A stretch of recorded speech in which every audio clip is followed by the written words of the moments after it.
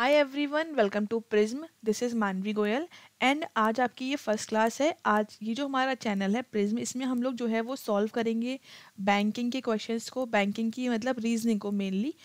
ठीक है, अगर आप लोग बैंक की प्रिपरेशन कर रहे हैं तो ये आपके लिए काफ़ी यूज़फुल रहेंगे क्लासेस। तो आज हम लोग फर्स्ट क्लास में करेंगे मेंस लेवल की एक पज़ल सॉल्व। आई होप ये आपको समझ में आना चाहिए। और ये जो मेंस लेवल की पज़ल है ये आपकी बहुत हाई लेवल की नहीं बोलूँगी मैं, ये आपका आप बोल सकते हो कि आरआरबी क्लर्क लेवल की आपकी पज़ल है। ठीक है, तो हमने आरआरबी क्लर्क से स्टार्ट किया है, धीरे धीरे करके हम अपना जो लेवल है वो बढ़ाएंगे। और उसके अलावा आप लोग बता सकते हैं कि आपको किस टाइप के क्वेश्चंस चाहिए, प्री के चाहिए, मेंस के चाहिए, मॉक सॉल्व करना है, जो भी है आप कमेंट सेक्शन में बता सकते हैं। तो चलिए आज का हम सेशन स्टार्ट करते हैं और देखते हैं इस पजल को हम सॉल्व कैसे करेंगे।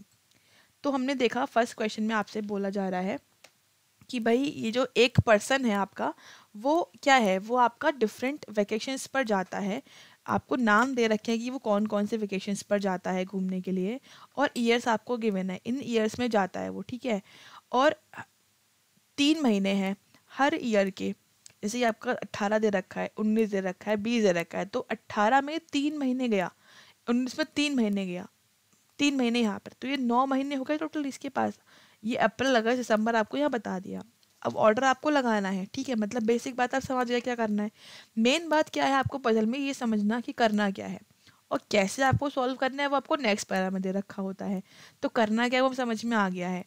ठीक है, अब ये आगे का पैराग्राफ पढ़कर हम इसको सॉल्व करेंगे। अगर आपको हिंदी में रीड करना है या फिर हिंदी में अगर आप सॉल्व करते हो तो आप यहाँ से रीड कर सकते हैं। ठीक है, तो हमने आगे का यहाँ पर कॉपी कर लिया है। नेक्स्ट स्लाइड पर हम लिख लेते हैं कि हमें काम क्या करना है। हमें हमें बनाना है 2018 में तीन हमारे पास जो मंथ है वो है, हमारे पास अप्रैल है, अगस्त है और दिसंबर है।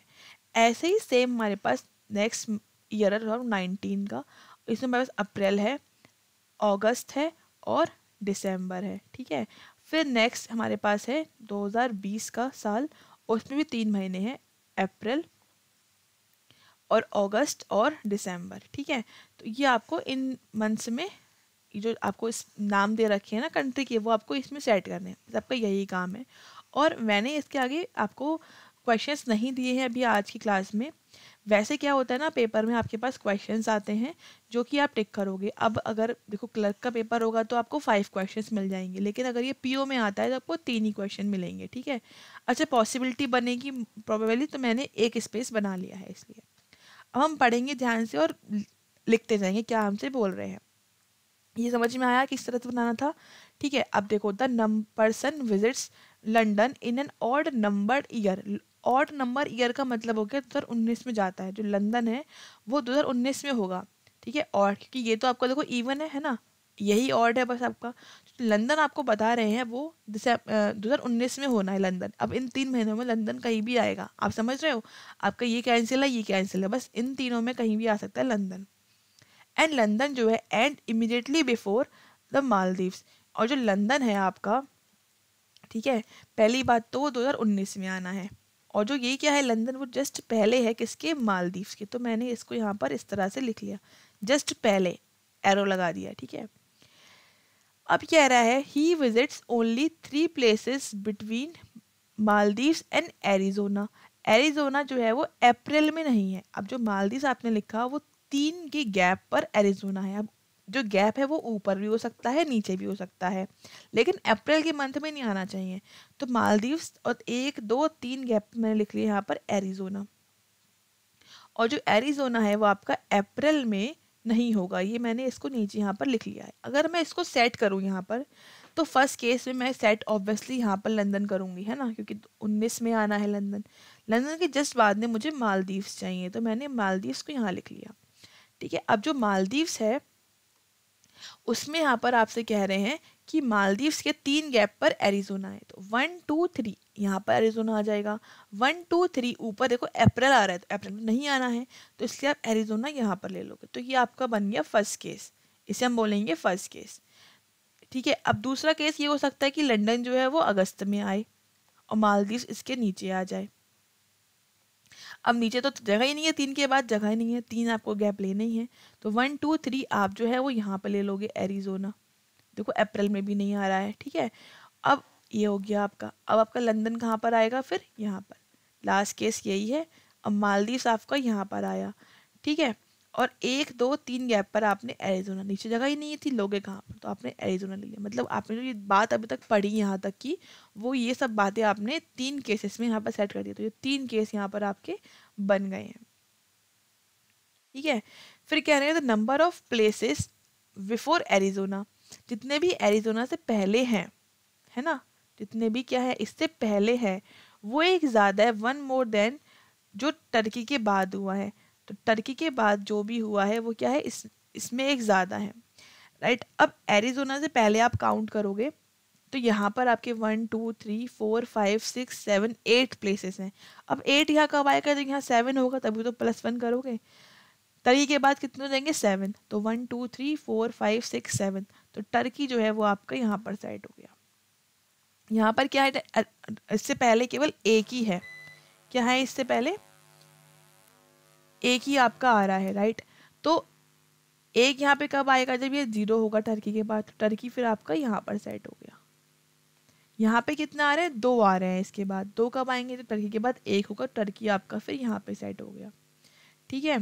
उसके बाद कह रहे हैं he visited Peru in the same month as Turkey but not in the adjacent years.